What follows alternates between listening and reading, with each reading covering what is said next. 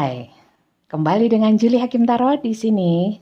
Dan selamat datang untuk kalian yang baru saja menemukan channel YouTube saya ya. Di sini saya mau membawakan tema ya, energi Dodi Sudrajat ya, versi kartu tarot. Dilihat dari sudut pandang kartu tarot ya.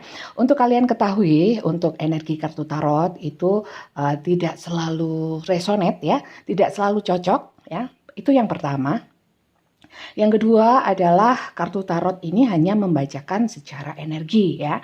Energi itu bisa terkait dengan perasaan, keinginan atau pikiran seseorang ya.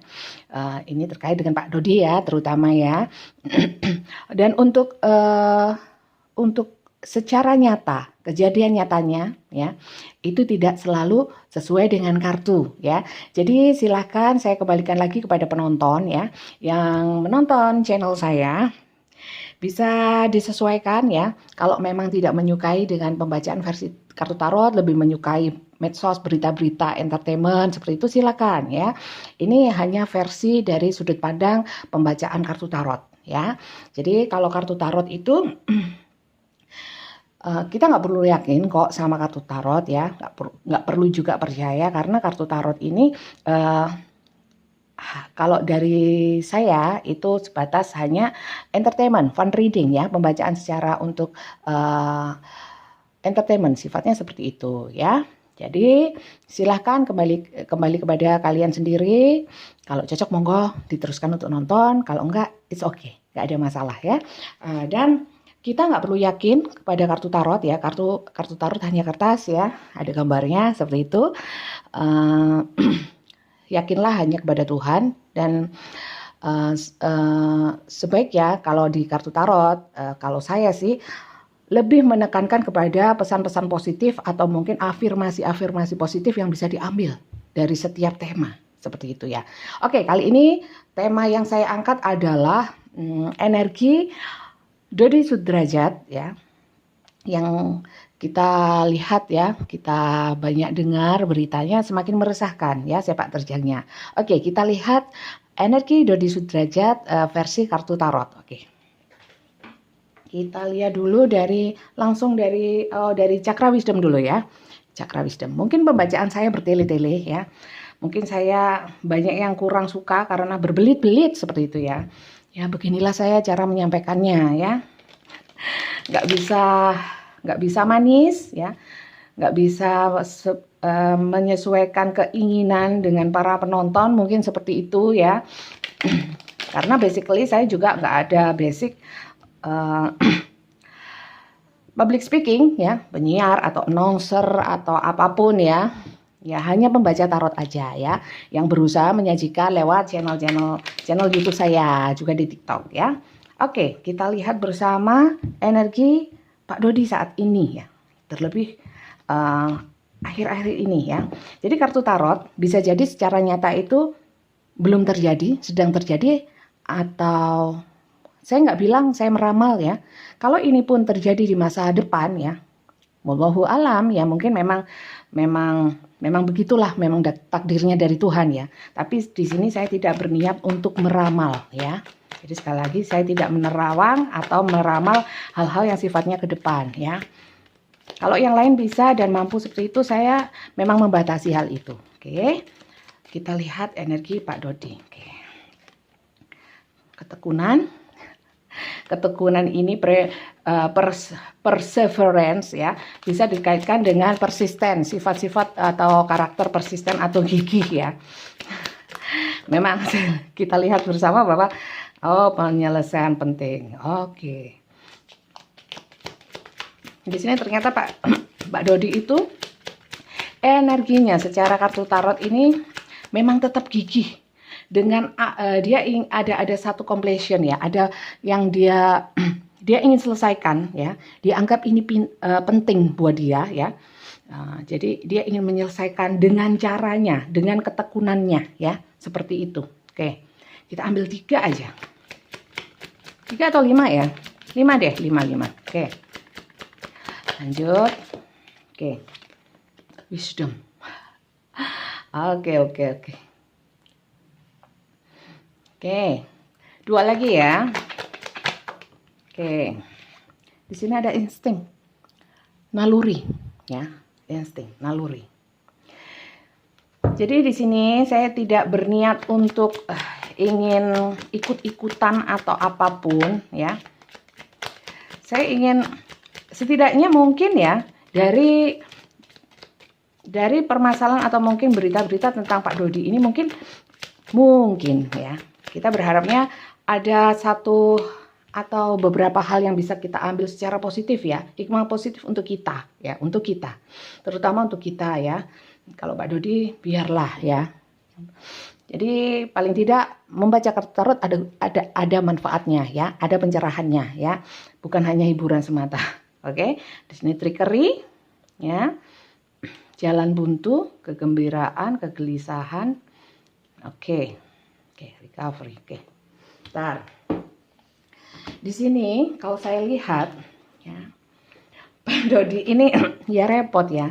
Dia merasa bahwa dirinya itu sudah bijak gitu loh, sudah sesuai ya. Sudah sesuai. Mungkin dari sudut pandang dia sendiri ya. Beliau sendiri merasa sudah bijaksana, tapi di sini mengikuti naluri ya, naluri dia, insting dia ya. Apa yang dia lakukan, apa yang sikap-sikap yang dia tunjukkan atau statement ya, seperti itu berkaitan dengan insting. Di sini sampai saya tulis insting itu naluri ya.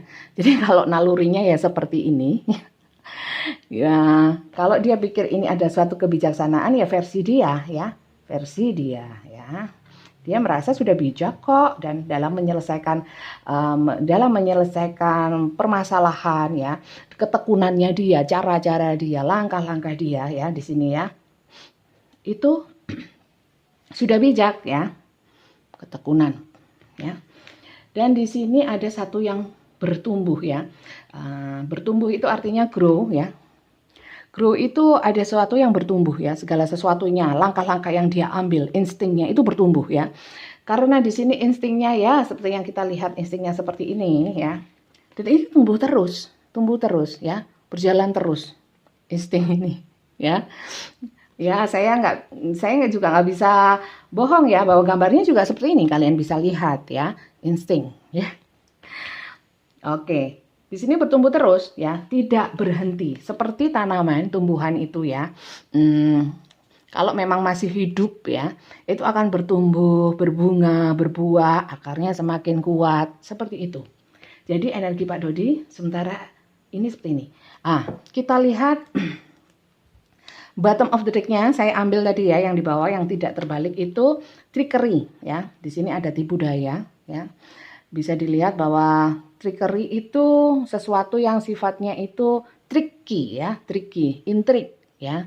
Terus kemudian di sini seakan-akan itu bersikap adil ya, tidak memihak ya, impartiality ya. Sebenarnya Mbak Dodi di sini juga mengalami satu jalan buntu ya. Tapi dia berusaha untuk tampak joy, kegembiraan, keriangan ya. Padahal di sini ada insecurity, kegelisahan ya. Di sini perasaan gamang, tidak tegas seperti itu. Wow. Dan di sini ada mistism ya. Kalau di kartu tarot ya, sekali lagi saya tekankan bahwa kartu tarot belum tentu benar secara nyata. Ini hanya energi ya. Di sini ada energi mistism ya. Mistism adalah hal-hal yang berkaitan dengan hal-hal mistis atau mungkin kegoiban atau ya begitulah ya. Seperti itu ya, di mana di sini juga ada penolakan. Mungkin terkait dengan mistism ini karena banyak penolakan. Mungkin ini dari netizen ya, penolakan, ada hujatan-hujatan ya. Mungkin di sini ada recovery ya. Di sini recovery, kesembuhan, penemuan kembali. Mungkin secara mental ya. Beliau juga goyah atau mungkin di sini memang ada insecurity ya, untuk bisa kembali normal, bergembira seperti itu ya, menampakkan kegembiraan ya. Mungkin ada dukungan secara mistism. Nah, kalau ini katanya kartu loh ya, sekali lagi katanya kartu ya.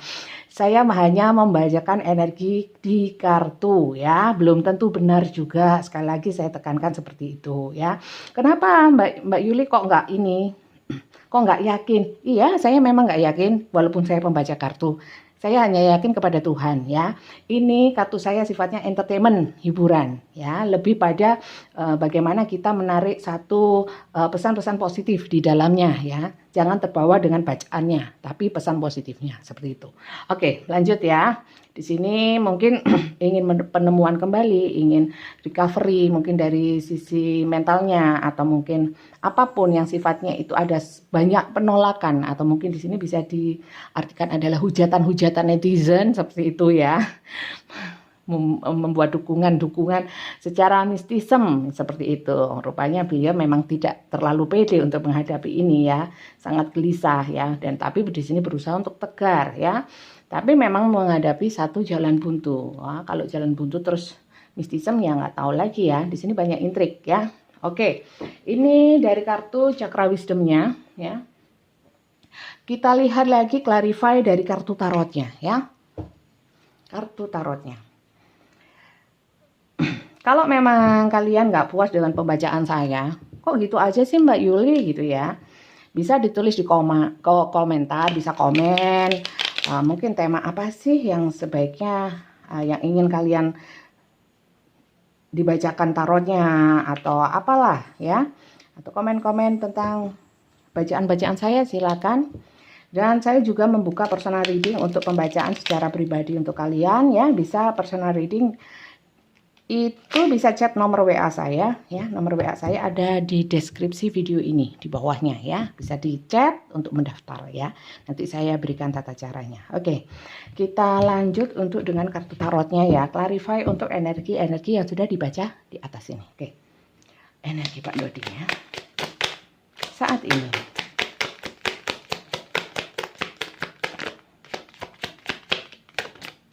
Kenapa Mbak Yuli kok lama sih? Kok nggak ambil aja satu kartu? Ya, saya lebih yakin dengan mengambil kartu yang jatuh ya. Karena saya pikir dengan menarik beberapa, ini ada yang jatuh. Beberapa kartu dengan asal seperti ini saya kurang srek ya. Jadi saya lebih memilih untuk yang benar-benar jatuh ya. Jumping card. Nah, seperti itu ya. Oke. Oke, kurang 2 lagi. Energi Pak Dodi Sudrajat. Oke. Banyak sudah kalau yang ingin secara real ya, real melihat bagaimana sih perkembangan kasus Pak Dodi, cerita tentang Pak Dodi banyak di medsos, di YouTube, dimanapun banyak ya. Cuman saya memang menyajikan versi kartu tarot ya. Supaya kalian juga sedikit banyak ada edukasi tentang kartu tarot, belajar sedikit-sedikit apa sih kartu tarot itu ya, begini nih ya. Oke, kita lihat bottom of the decknya. Oke, cuma satu, yang lain terbalik ya, nggak saya baca. Oke, decision. Sebenarnya ya, dalam mengambil langkah ya, Pak Dodi itu selalu gamang. Di sini ada Two of Swords ya, decision, untuk membuat satu pilihan, mengambil langkah. Itu seakan-akan dia itu matanya tertutup. Kalau di kartu tarot original tradisional itu gambar Two of Swords ini adalah seseorang yang matanya ditutup ya, dengan membawa 2 pedang ya, sehingga dia tidak tahu mau menghunuskan pedang itu kemana ya. Sebenarnya beginilah Pak Dodi, sebenarnya itu bingung dalam mengambil langkah. Kalau saya lihat sekilas ya, Pak Dodi ini sepertinya sulit atau mungkin tidak bisa membedakan benar atau salah, itu sudah rancu, entah kenapa ya. Jadi dalam pikirannya itu antara benar dan salah dia tidak bisa membedakan ya, dilihat dari energinya. Kemudian dalam mengambil langkah otomatis itu juga mengikuti. Dia tidak bisa mengambil langkah secara bijak ya. Mana yang benar, mana yang salah, mana yang patut untuk diambil, mana yang tidak. Ya. Dia selalu dalam kegamangan seperti itu, seperti kartu yang sebelumnya, oke? Di sini ada The Fool ya, New Beginning, Innocence dan Wonder ya. Di sini memang terlihat bahwa kalau memang dia itu di sini ada ketekunan ya. Perseverance ya, dimana dia itu tekun dalam membuat suatu langkah ya, dia gigih ya, gigih. Tapi setelah dia menghadapi satu permasalahan ya, jalan buntu ya, dia membuat satu hal yang baru lagi, langkah lain yang lebih baru lagi ya. Tapi di sini saya lihat langkah yang baru itu seperti energi the fool. The fool itu adalah energi yang ceroboh ya, tanpa mengambil langkah, tanpa memikirkan resiko atau mungkin hal-hal yang bisa terjadi gitu loh ya. Lebih kepada bertindak secara ceroboh. Saya lihat seperti itu dari kartu tarotnya ya. Oke, kemudian dari sini kita lihat bahwa ada judgment, reflection, liberation, dan hope ya. Di sini penyelesaian penting. Di sini Pak Dodi itu berharap ya, harapannya sangat besar ya, untuk mewujudkan penyelesaian penting sesuai dengan keinginan dia ya. Padahal dia melangkah pun itu dalam, kalau orang berbijak itu pijakannya itu nggak mantep gitu loh ya. Sehingga dalam berharap pun itu sebenarnya harapannya kosong seperti itu ya. Makanya selalu dihadapkan dengan jalan buntu ya. Di sini dia berpikir bahwa tindakan atau mungkin langkahnya atau mungkin statementnya itu sudah bijak ya. Di sini ada Seven of Wands ya. Sebenarnya itu adalah satu dia bersikap dia merasa sok bijak, artinya sudah mengambil langkah yang bijaksana dia. Padahal itu adalah satu tindakan dia atau energinya di sini defense ya. Seperti orang itu pertahanan diri, seperti itu, mempertahankan diri, hanya sebatas itu ya. Oke, sebenarnya dia juga nggak yakin benar apakah dia ini bijak. Apakah langkah yang saya ambil ini sudah bijak ya, sudah benar ya. Padahal di sini dia hanya energinya itu defense, mempertahankan diri aja, bertahan, itu aja ya. Oke, di sini insting yang saya sebutkan tadi ya. Di sini Ace of Pentacles, opportunity, abundance, luck ya. Jadi di sini instingnya itu ya, nalurinya itu berdasarkan untung-untungan doang ya. Jadi ya dia mengikutin aja, dia lakukan aja apa yang ada di dalam pikiran. Sementara pikirannya seperti ini ya.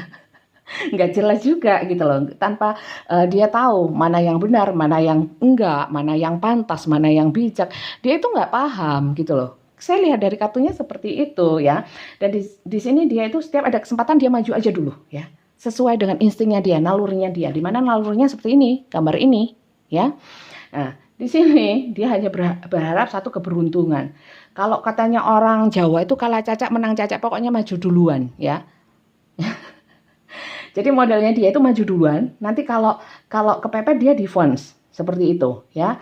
Kemudian kalau sudah kepepet jalan buntu ya, dia mengambil satu langkah lagi, atau mungkin ada manuver bikin satu hal lagi, sepak terjang baru ya, tapi yang energinya ceroboh tanpa pertimbangan yang matang, seperti itu ya. Oke, di sini untuk yang grow tadi ya, pertumbuhan, Nine of Pentacles ya. Dan di sini dia dengan energi-energi yang sebelumnya, instingnya dan sebagainya itu ya, itu yang tumbuh terus ya. Kalau memang energinya itu negatif ya, tumbuh terus ya, itu siklusnya ya begitu terus ya. Sementara dari energi-energi itu dia berharap satu hal adalah reward atau mungkin satu keberkahan, atau bisa dikatakan, diartikan bahwa secara finansial itu bisa mendapatkan sesuatu yang mendukung secara finansial, itu aja. Ya, Nine of Pentacles bisa ditanyakan kepada tarot reader yang lain ya. Ini harapannya apa? Pertumbuhan ekonomi, grow ya. Itu bisa seiring sejalan dengan sepak terjangnya dia. Itu sebenarnya konyol juga ya. Tapi beginilah kartu tarot, versi kartu tarot untuk melihat energi Pak Dodi ya. Oke. Apakah kita perlu untuk lanjut?